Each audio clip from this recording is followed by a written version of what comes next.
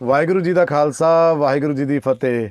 सभी छोटे बड़े ਵੀਰਾਂ ਨੂੰ ਸਤਿ ਸ੍ਰੀ ਅਕਾਲ। मैं कुलदीप फिर हाजिर हाँ ਤੁਹਾਡੇ ਲਈ ਇੱਕ ਨਵੀਂ ਧਾਰਮਿਕ ਵੀਡੀਓ ਲੈ ਕੇ। ਇਸ ਵੀਡੀਓ 'ਚ ਅਸੀਂ ਤੁਹਾਨੂੰ ਲੈ ਜਾਣਗੇ ਗੁਰਦੁਆਰਾ ਸ੍ਰੀ ਹਰਮਿੰਦਰ ਸਾਹਿਬ ਜੋ ਕਿ ਅੰਮ੍ਰਿਤਸਰ ਪੰਜਾਬ 'ਚ ਬਣਿਆ ਹੈਗਾ। ਇਸ ਗੁਰਦੁਆਰੇ ਨੂੰ ਆਪਾਂ ਗੋਲਡਨ ਟੈਂਪਲ ਤੇ ਦਰਬਾਰ ਸਾਹਿਬ ਵੀ ਕਹਿੰਦੇ हैं। ਇਸ ਗੁਰਦੁਆਰੇ ਦਾ ਬਹੁਤ ਹੀ ਵੱਡਾ ਇਤਿਹਾਸ ਹੈਗਾ। ਇਸ ਇਤਿਹਾਸਿਕ ਗੁਰਦੁਆਰੇ ਬਾਰੇ ਅਸੀਂ ਕੁਝ ਬਾतें ਇਸ ਵੀਡੀਓ 'ਚ ਬਤਾਣਗੇ। ਤੁਸੀਂ ਇਸ ਵੀਡੀਓ ਨੂੰ ਅੰਤ ਤੱਕ ਵੇਖਣਾ और लाइक शेयर जरूर करना। आप दा बहुत बहुत वड्डा धन्यवाद। वाहिगुरू जी का खालसा वाहिगुरू जी की फतेह। अमृतसर के स्वर्ण मंदिर को श्री हरमिंदर साहब के नाम से जाना जाता है। कहने को तो ये सिखों का गुरुद्वारा है, लेकिन मंदिर शब्द का जुड़ना इस बात का प्रतीक है कि भारत में हर धर्म को एक समान माना गया है। यही वजह है कि सोने से बना ये गुरुद्वारा ना सिर्फ सिखों के लिए बल्कि सभी धर्मों के लिए आस्था का प्रतीक है। हर रोज़ हजारों लोग यहाँ अरदास करने पहुँचते हैं और यह मंदिर अपने अंदर लाखों खूबियाँ समेटे हुए है। और दोस्तों, आपको यह जानकर बड़ी हैरानी होगी कि गुरुद्वारे की नींव एक मुसलमान से रखाई गई थी। इतिहास के मुताबिक सिखों के 5वें गुरु अर्जुन देव जी ने लाहौर के एक सूफ़ी संत साईं मियाँ मीर जी को दिसंबर 1588 ईस्वी में गुरुद्वारे की नींव रखने के लिए बुलाया था और उन्हीं से ही गुरुद्वारे की नींव रखाई गई। और सन 1604 ईस्वी को श्री हरमिंदर साहिब जी स्थापित किए गए। गुरुद्वारे का नक्शा खुद गुरु अर्जुन देव जी ने तैयार किया था।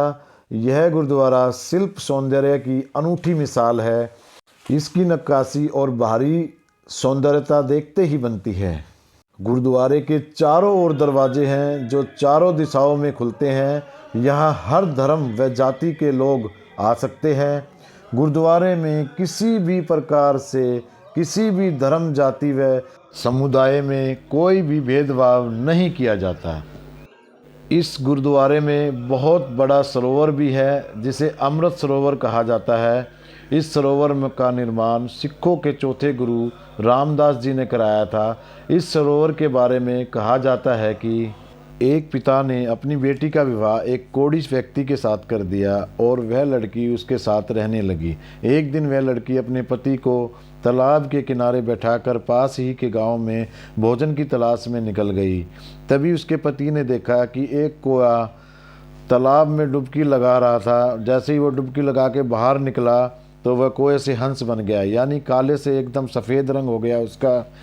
यह देखकर उसके मन में एक विचार आया कि अगर वो भी डुबकी लगा लेगा तो शायद उसके भी कोढ़ दूर हो जाए। तो उसने यह सोचकर डुबकी लगा दी और वास्तव में उसका कोढ़ दूर हो गया। कुछ धर्म गुरुओं की माने तो इस अमृत सरोवर में डुबकी लगाने से सभी बीमारियां दूर हो जाती हैं। और हम बात करें स्वर्ण मंदिर की बनावट की तो इसे बनवाने में 500 किलो से भी ज़्यादा सोने का इस्तेमाल किया गया है, जो कि पूरा सोना 24 कैरेट से बना है। और इसी कारण ये ना सिर्फ भारत में बल्कि पूरे विश्व में प्रसिद्ध है।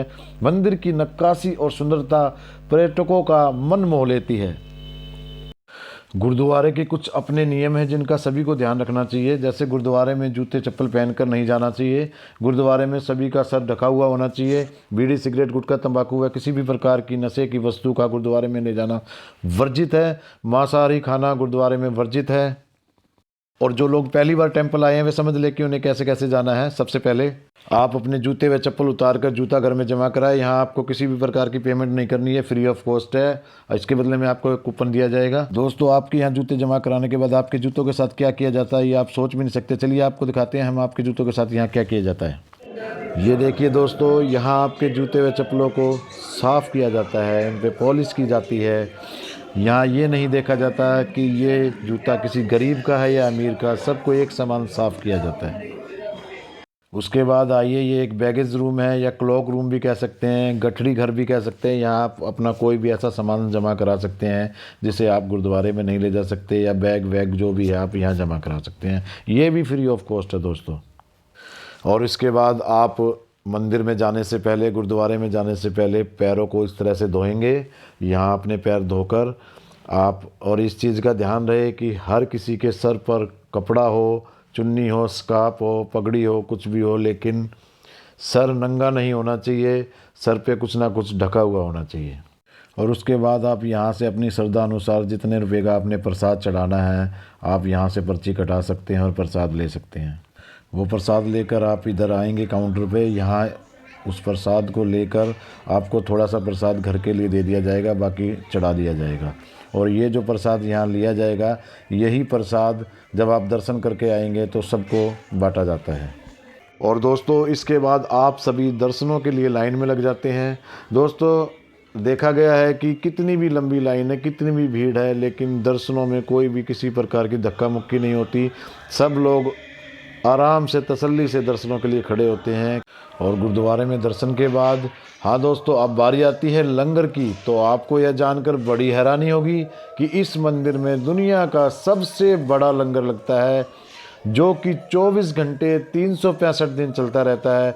इसलिए इसे दुनिया की सबसे बड़ी रसोई भी माना जाता है। यहाँ कोई भी कभी भी आकर खाना खा सकता है, फ्री ऑफ कॉस्ट, जिसके कोई पैसा नहीं है। यहाँ कोई भी अपनी श्रद्धा के अनुसार सेवा कर सकता है। जैसे ये लोग आए हुए हैं, कुछ सेवादार हैं, कुछ बाहर से जो पर्यटक जो दर्शन करने वाले आए हुए हैं, वो सब मिलजुल कर थोड़ा थोड़ा काम करते हैं, जिससे कि एकता भी बनी रहती है और काम भी जल्दी हो जाता है। और दोस्तों बताया जाता है कि लाखों लोग यहाँ डेली लंगर करते हैं, लंगर चखते हैं, जो कि फ्री ऑफ कॉस्ट है। और ये 24 घंटे 365 दिन चलता रहता है।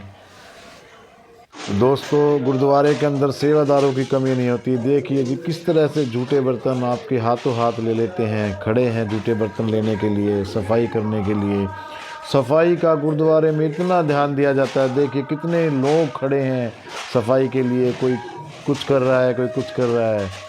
ये एक बहुत ही बड़ी मिसाल है गुरुद्वारा सफाई के मामले में। 5 स्टार होटल भी फेल है इस सफाई के मामले में।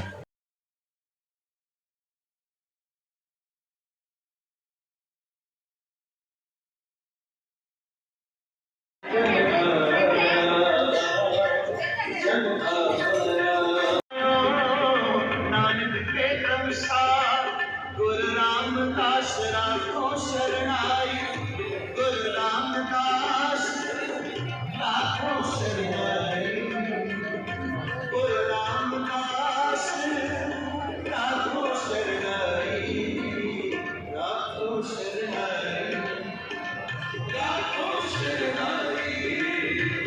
तो दोस्तों इस वीडियो को अब हम यहीं समाप्त करते हैं। फिर मिलेंगे आपसे एक और नई धार्मिक वीडियो के साथ। तब तक के लिए धन्यवाद। Thank you. Bye bye.